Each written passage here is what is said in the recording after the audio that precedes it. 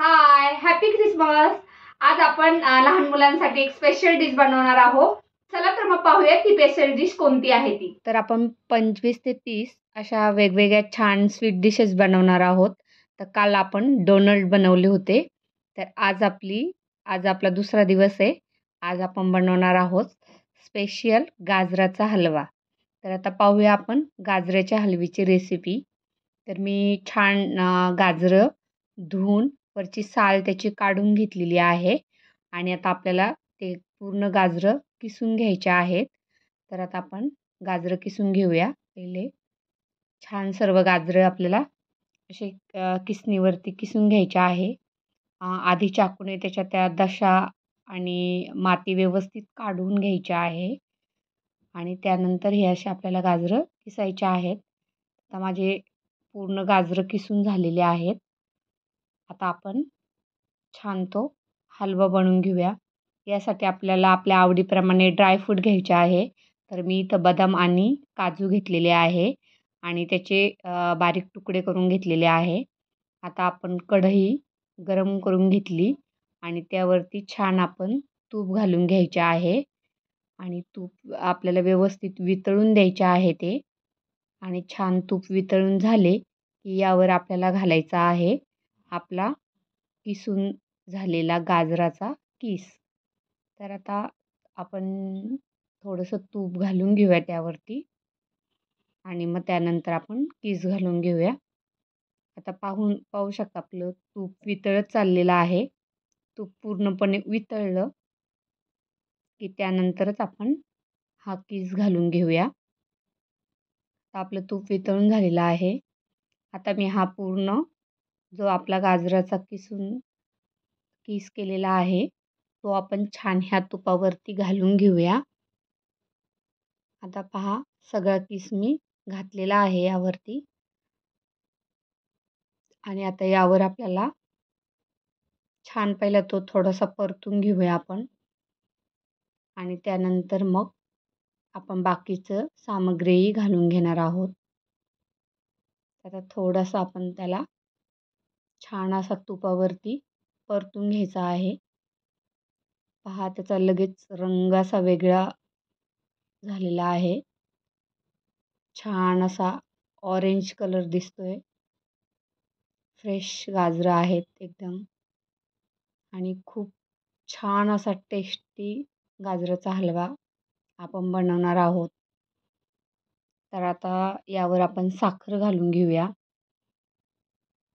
तुमच्या आवडीनुसार तुम्हाला जर जास्त गोड लागत असेल तर थोडीशी साखर जास्त घाला आणि जर कमी गोड करायचं असेल तर त्या हिशोबाने तुम्ही साखर घालून घ्या. आता हे अर्धा किलो गाजराला मी जवळजवळ पाव किलो साखर घालून घेतलेली आहे आणि त्यानंतर आपण याच्यावरती ड्रायफ्रूट जे कट करून घेतलं होतं ते घालून घेतलेलं आहे आणि यामध्ये थोडंसं आपण दूध घातलेलं आहे. दूध मी व्यवस्थित तापून ते थोडंसं आटवलेलं होतं. ते दूध मी यावर घातलेलं आहे. तुम्ही यावर खवा, दुधाची साय किंवा मग जी मिल्क पावडर असते तीही घालू शकता. अतिशय टेस्टी असा आपला हलवा हा रेडी होतो.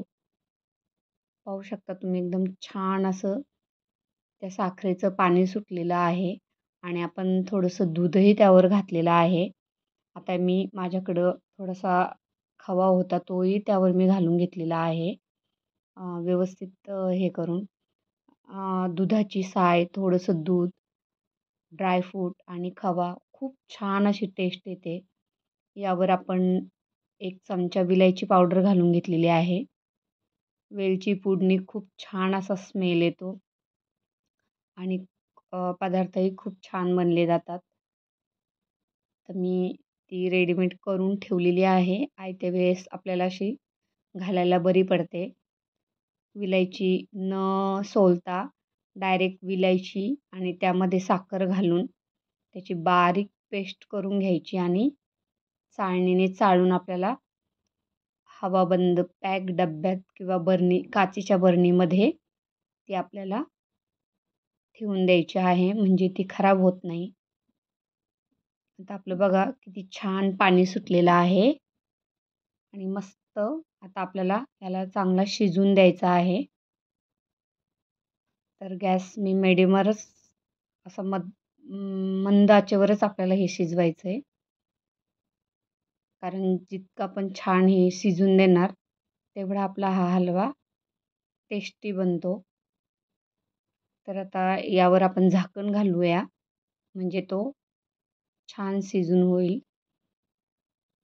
आणि 10 मिनटानंतर पहा आपलं पूर्ण त्यामधलं पाणी आटून असा छान आपला हलवा हा रेडी झालेला आहे. अगदी थोडासा ओलसरपणा राहिलेला आहे आणि मस्त आपला असा हा गाजराचा हलवा बनून रेडी झालेला आहे.